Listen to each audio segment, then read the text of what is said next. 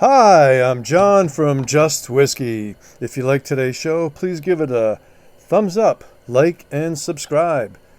And consider becoming a Patreon with the link in the description below. And special thanks to the few Patreons that I do have that help support me on my journey. 2 thumbs up for that. Today we're going to be talking about and reviewing Speyburn 15-year-old from Speyside. And I'm just going to adjust the camera a little bit right there. All right. Roy from Aquaviti has been talking about this for the last year or so, and I've been seeing it sitting on my shelves, growing whiskers. So I'm like, you know what?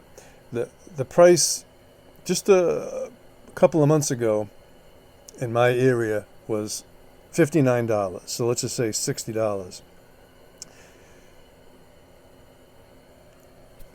About a week or two ago, the same store still has quite a few of these bottles, and it actually says reduced to $50, $49.99. And I asked the store manager why, and he just said they're not moving, and we need to get rid of them. So for $50, $50 to $60, you can get a 15-year-old, 46% ABV, non-chill filtered, natural color, and it says it all on the label. And they've spent some money in the packaging. I mean, this is a nice rugged cardboard tube, and it looks like their emblem or mascot is a fish. Looks like a trout, and the inside of the packaging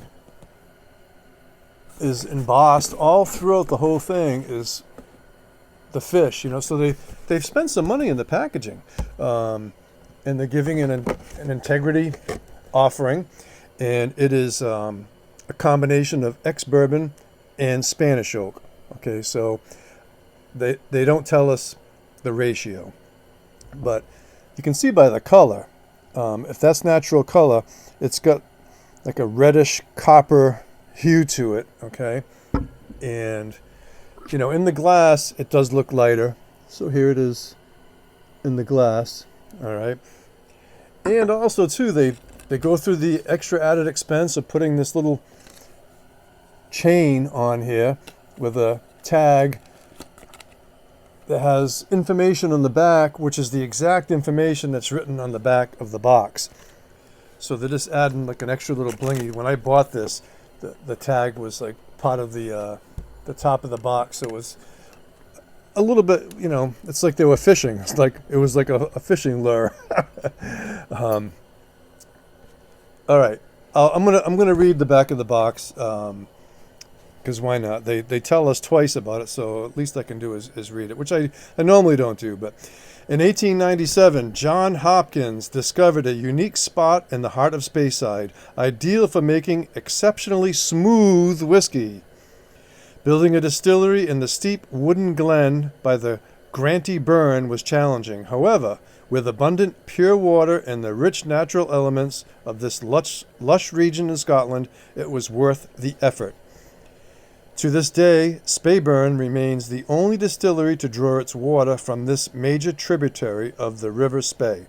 Here, maturing undisturbed for 15 long years in hand-selected American oak and Spanish oak casks, surrounded by fresh, fragrant air and rich woodland, this golden liquid has aged gently, nurtured by the soft local elements. Then, without chill filtering or coloring, we bottle it, capturing the rich, vibrant essence of Speyside.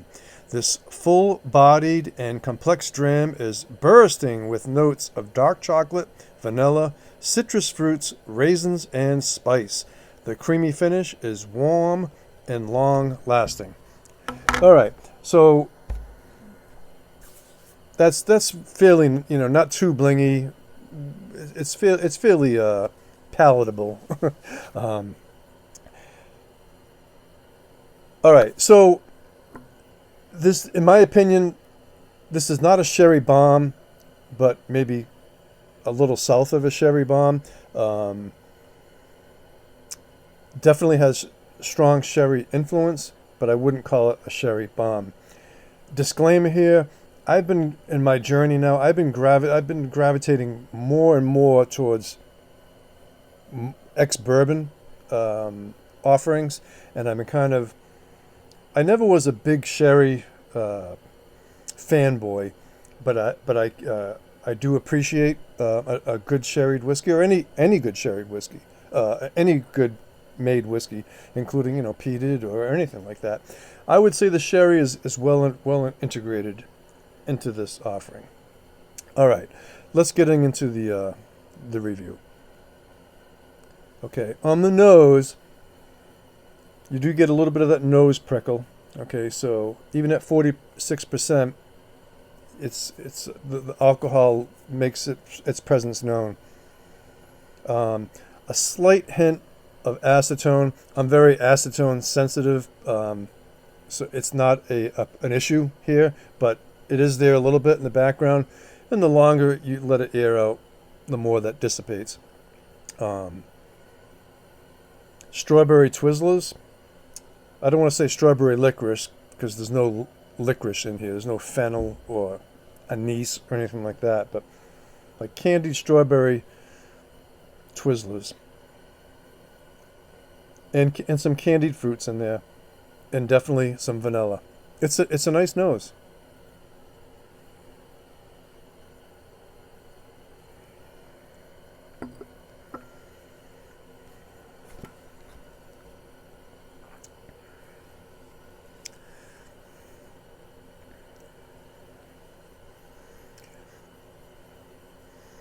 Not an overly complex palate, but there's enough here to make it interesting.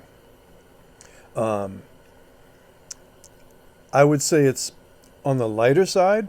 Okay, it's got a decent mouthfeel, but it's not by any means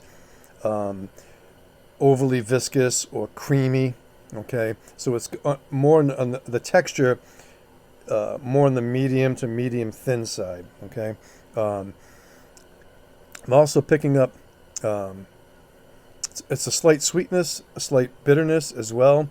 Some pencil shavings, a little bit of that sandalwood, which reminds me of pencil shavings. You're definitely getting those sherry fruit notes there.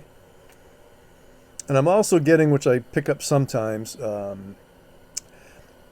like I call it that cherry Novocaine. You know when you go to the dentist and they take that swab and it's like that cherry flavored numbing agent that they rub on your gums? I get a little bit of that in here as well. The legs are a medium to thin legs. It's got a decent glass coating on it, but by no means would I say it's thick legs on here. I don't want to say it's boozy, but the alcohol in the nose, the nose gives you the nose prickle. On the palate, by no means is it youthful. I mean, it's well aged. I wouldn't say it's extremely, some people when they review something, they'll maybe say if it's 12 years, it tastes like 15, or if it's 15, reminds them it could be like an 18-year-old. I would say this reminds me of a 15-year-old. For the price, for $50 to $60, you get a 15-year-old, 46%, non-chill filtered, natural color, and now $50. It's you can't go wrong in that regard. Okay. All right, the finish.